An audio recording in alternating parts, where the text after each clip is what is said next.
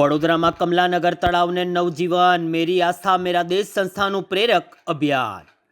વડોદરામાં સેવા અને સમર્પણનું ઉત્તમ ઉદાહરણ પૂરું પાડતી મેરી આસ્થા મેરા દેશ સંસ્થાના અવિરત પ્રયાસોથી વડોદરા શહેરના આજવા રોડ સ્થિત કમલાનગર તળાવની કાયાપલટ થઈ રહી છે. છેલ્લા 1 વર્ષથી સંસ્થા દ્વારા આ ઐતિહાસિક જળ સ્ત્રોતની સફાઈનું બીડું ઝડપવામાં આવ્યું છે, જેણે સ્થાનિકોમાં જાગૃતિની નવી લહેર ફેલાવી છે. આજવા રોડ વિસ્તારમાં આવેલ કમલાનગર તળાવ ખાતે એક સમયે ઉપેક્ષાનો ભોગ બન્યું હતું, પરંતુ હવે મેરી આસ્થા મેરા દેશ સંસ્થાના પ્રમુખ સુનિલ પરમાર તેમની સમર્પિત ટીમના અથાગ મહેનતથી આ તળાવની રોનક હવે પાછી ફરી રહી છે. અવિરત સફાઈનું અભિયાન સંસ્થા દ્વારા છેલ્લા 1 વર્ષથી આ કાર્ય નિયમિત રીતે કરવામાં આવી રહ્યું છે. દૈનિક સફાઈમાં દરરોજ સવારે સંસ્થાના પ્રમુખ સુનિલ પરમાર તેમની ટીમ તળાવની કિનારીઓ પર પાણીમાંના કચરાને દૂર કરીને સફાઈ કરે છે. રવિવારે મહાઅભિયાનમાં દર રવિવારના રોજ સંસ્થાના તમામ કાર્યકર્તાઓ એકઠા થઈને સફાઈનું વ્યાપક અભિયાન ચલાવે છે, જેના કારણે તળાવની પરિસ્થિતિમાં નોંધપાત્ર હવે સુધારો જોવા મળી રહ્યો છે.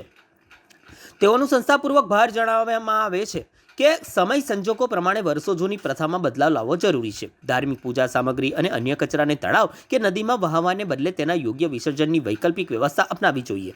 આવો સકારાત્મક બદલાવ જળસ્ત્રોતની પવિત્રતા જાળવવામાં મદદરૂપ થશે અને જળસ્ત્રોતને પણ નવજીવન આપી શકાય છે.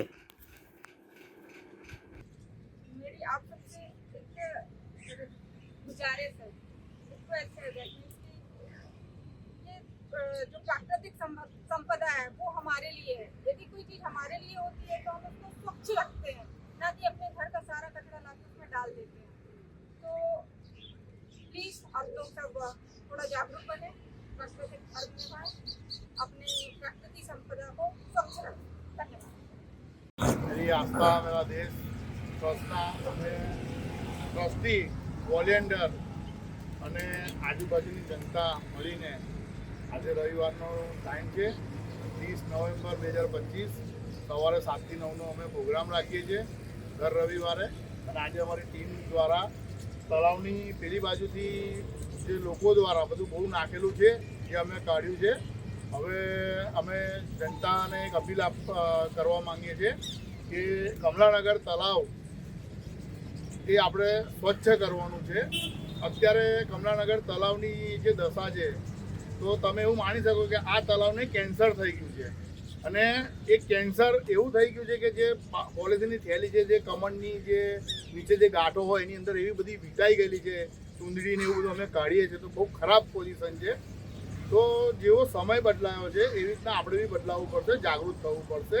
અને આ પ્લાસ્ટિકની પોલિથીનની થેલી સાથે નાખવાનું તમે બંધ કરો. આપણા તળાવ અને નદીઓ આ બધું દૂષિત થતું જાય છે. પહેલાંના જમાનામાં આપણે આ બધી પ્રથા માનતા હતા તો અત્યારે બી આપણે આની અંદર સુધારો લાવી શકીએ છીએ. પહેલાંના જમાનામાં સતી પ્રથા બી હતી તો કેમ આપણે અત્યારે સતી પ્રથા બંધ કરી દીધી? અને આપણે કહીએ છીએ કે જૂની પરંપરા છે કે તળાવ નદીમાં નાખવું, તો આની અંદર બી તમારે સુધારો લાવવો પડશે. અને આપણે સુધરીશું તો આપણે આપણા બાળકોને, આવનારી જે પેઢી છે એ લોકોને આપણે સ્વચ્છ તળાવ, સ્વચ્છ નદી આપણે આપીશું. અને તમે અમારી સાથે જોડાઈ શકો છો. મેરી આસ્થા મેરા દેશ ટ્રસ્ટ છે. અમે લોકો જેની પાસે સમય હોય એ અમે લોકો રોજે જ અહીંયા આવીએ છીએ સાફ સફાઈ કરવા માટે. અને આ તળાવ પર અમે એક વિસર્જિત પોઈન્ટ બનાવવાના છે કે જેનાથી લોકોની આસ્થા બી બની રહે અને આજુબાજુના તળાવ વિસ્તારની અંદર લોકો દ્વારા નાખવામાં ના આવે. તો અમારી સાથે જોડાઓ અને સહયોગ આપો. જય ભારત.